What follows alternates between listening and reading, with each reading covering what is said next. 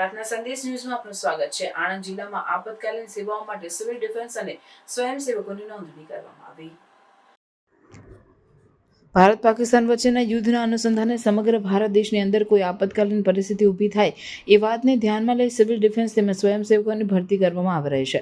ત્યારે આણંદ જિલ્લાના તમામ તાલુકાઓમાં સિવિલ ડિફેન્સ તેમજ સ્વયંસેવકોની જરૂરિયાતને લઈ ભરતી કરવામાં આવી રહી છે। ત્યારે આણંદ જિલ્લાના ખંભાત સિટી પોલીસ સ્ટેશન દ્વારા આ કાર્યક્રમ યોજવામાં આવ્યો, જેમાં ખંભાત તેમજ તાલુકાના યુવાન યુવતીઓ દ્વારા નોંધણી કરવામાં આવી, જેમાં એનસીસી, એનએસએસ, એનવાયકે, એસ તેમજ એક્સ આર્મી, પ્રાઇવેટ, ખાનગી સિક્યુરિટીને પ્રાથમિકતા આપવામાં આવશે।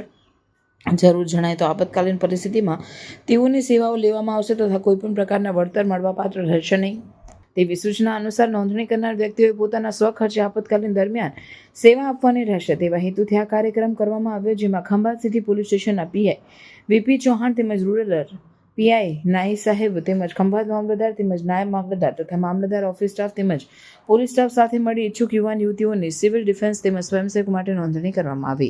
રિપોર્ટર નયન પરમાર, ખંભાત। પ્રાર્થના સંદેશ ન્યૂઝની તમામ લેટેસ્ટ અપડેટ્સ માટે ચેનલને હમણાં જ લાઈક, શેર અને સબસ્ક્રાઇબ કરો।